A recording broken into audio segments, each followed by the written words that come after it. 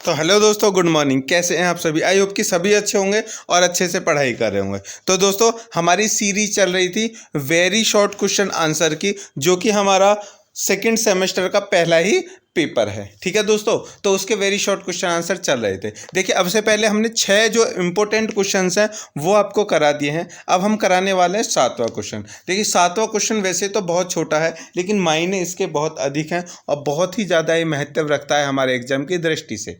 ठीक है दोस्तों, कि इसको क्या कहते हैं, और एग्जाम की दृष्टि से नहीं, अगर इसको हम अपने निजी जीवन में देखेंगे ना, तो उसमें भी ये बहुत अधिक महत्व रखता है। क्वेश्चन छोटा सा है, छोटा पैक बड़ा धमाका। चलिए स्टार्ट करते हैं इस क्वेश्चन को। देखिए, क्वेश्चन 7 पे हमने रखा है राइट इन रियलिना।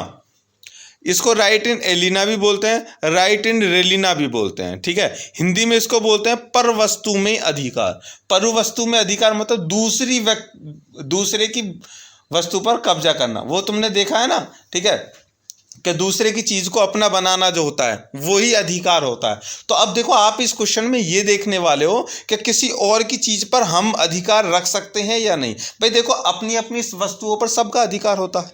क्या दूसरे की वस्तु पर भी हमारा अधिकार होता है या नहीं? होता है। तो कब होता है, कैसे नहीं होता, सारी चीजें भी देखेंगे। 2 लाइनों में समाप्त करने वाला हूं क्वेश्चन को, जल्दी से देख लीजिए। बहुत ही छोटा क्वेश्चन है, समझना है बस।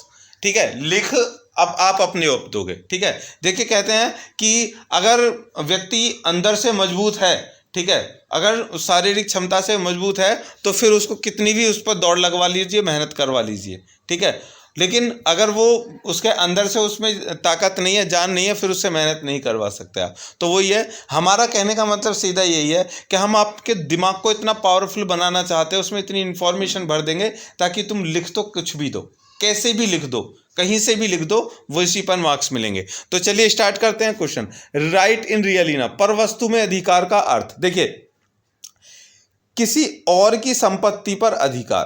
भाई, परवस्तु का अधिकार तो यही होता है, किसी और की वस्तु पर अपना अधिकार, किसी और की चीज पर अपना हक जमाना। उदाहरण के लिए, यदि ए अपनी संपत्ति बी को पट्टे पर देता है। अब पट्टा किसे कहते हैं? ठीक है, पट्टा किसे कहते हैं तो आपको पता होगा। नहीं पता है तो ऐसा कीजिए, अभी प्ले लिस्ट में चले जाइए और एक प्ले लिस्ट है, ठीक है, जो कॉन्ट्रैक्ट नाम की होगी। ठीक है, कॉन्ट्रैक्ट नाम की है वो प्ले लिस्ट है सेमेस्टर 3 की।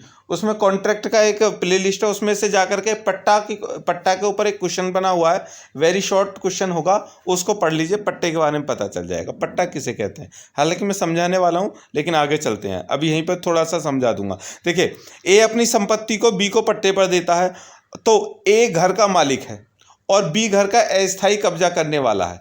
इस मामले में स्वामित्व के स्थायी अलगाव के अधिकार को पुनः संक्रामक में अधिकार कहा जाता है।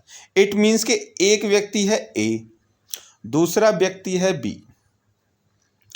ए के पास में अपनी एक जमीन है, ये वाली। अब ए ने बी गया ए के पास, भाई मुझे इस जमीन को पट्टे पर दे दो। ठीक है, 10 साल के लिए मुझे दे दो और 10 साल के लिए मैं तुम्हें इस जमीन को बोने के लिए, जोतने के लिए, जो भी हमें यूज करने के लिए मैं आपको 1 लाख रुपए दूंगा। ठीक है, 1 लाख रुपए दूंगा। तो अब क्या होता है, 1 लाख रुपए लेकर के ए जो है अपनी जमीन को इसको दे देता है कब्जे को बी पर।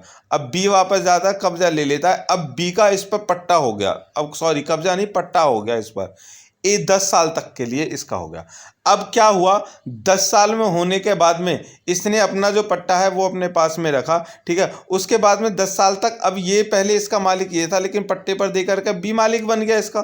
तो वो कह रहा है ए अपनी संपत्ति बी को पट्टे पर देता है। ए अपनी संपत्ति को बी को पट्टे पर दे दी, ए ने अपनी संपत्ति बी को पट्टे पर दे दी। तो एक घर का मालिक है, ए घर का मालिक है, बिल्कुल मालिक है। इसका जो मालिक है, पहला मालिक, तो वो यही है ना, पहला क्या, दूसरा भी मालिक अभी यही है। लेकिन अब क्या है, और बी का घर, बी का अस्थायी कब्जा करने वाला है। बी ने इस पे क्या कर लिया, अस्थायी कब्जा कर लिया। 10 साल तक के लिए उस पर कब्जा कर लिया, इसने पैसे दे दिए। अब उसके रूल के अकॉर्डिंग 10 साल तक यही बी इसका मालिक होगा। इस मामले में स्वामित्व के अस्थायी अलगाव के अधिकार को पुनः संक्रमण में अधिकार कहा जाएगा। इट मीन्स के बी का जो है इसमें पुनः इस पर क्या होगा, वो सॉरी बी का जो है इस पर कब्जा होगा 10 साल तक। 10 साल के बाद ये अपने पट्टे को वापस इससे ले लेगा, ये उसका पुनः कब्जा कहलाएगा। इसी को बोलते हैं राइट इन रियलिना। रियलिना मतलब बी के लिए होगा राइट इन रियलिना।